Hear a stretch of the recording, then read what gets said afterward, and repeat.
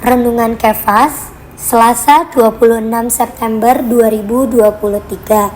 Salam sejahtera Sobat Kefas. Tuhan Yesus begitu baik, sehingga hari ini kita masih diberi kesempatan untuk menikmati firman Tuhan. Mari kita siapkan hati dan roh kita untuk menerima firman-Nya. Sobat Kefas, renungan hari ini mengenai Allah mewakilkan kekuasaan dalam orang yang memimpin.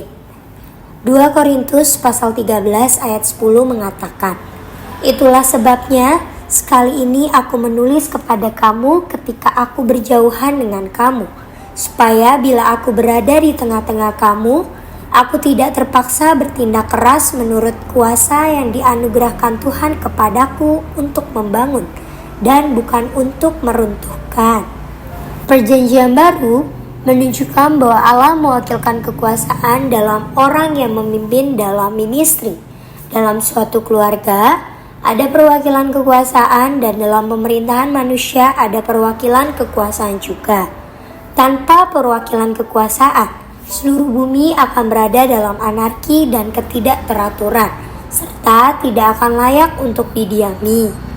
Perwakilan kekuasaan Allah dalam orang yang memimpin dalam ministry ialah untuk pembangunan dan bukan untuk melemparkan atau overthrowing di dalam 2 Korintus 13 ayat 10. Paulus memiliki kekuasaan bukan untuk merusak atau melemparkan, tetapi untuk pembangunan. Perwakilan kekuasaan Allah ada dalam pengajaran orang-orang yang memimpin. Kekuasaan selalu mengikuti pembicaraan yang tepat. Pembicaraan seorang guru di sekolah adalah dengan otoritas. Ketika seorang guru berbicara, semua pembelajar ada di bawah kekuasaannya.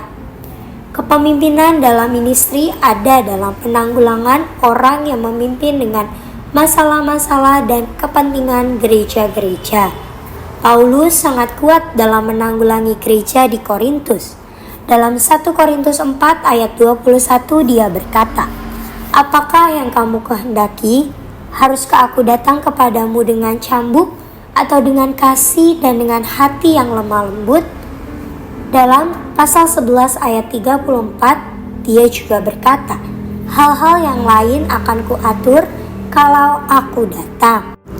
Kepemimpinan dalam ministry juga ada dalam tindakan orang yang memimpin terhadap ketidaktaatan kaum saleh.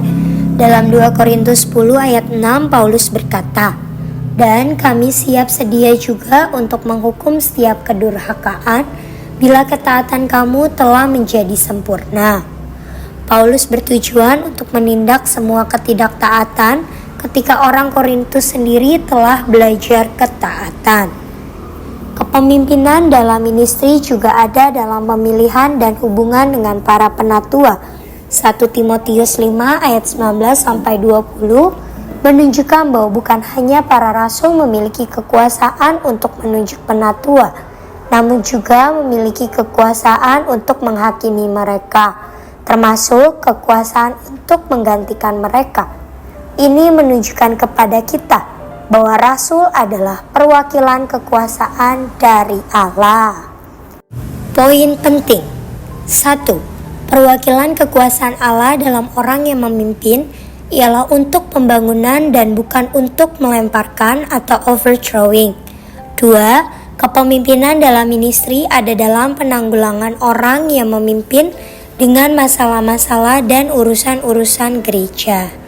3. Kepemimpinan dalam ministry juga ada dalam tindakan orang yang memimpin terhadap ketidaktaatan kaum saleh. 4. Kepemimpinan dalam ministry juga ada dalam pemilihan dan hubungan dengan para penatua. Poin doa. Berdoa agar kita dapat melihat bahwa Allah mewakilkan kekuasaan pada orang yang memimpin untuk membangun kita. Amin. Puji Tuhan, Tuhan Yesus memberkati, kasih karunia-Nya menyertai kita semua. Sampai jumpa.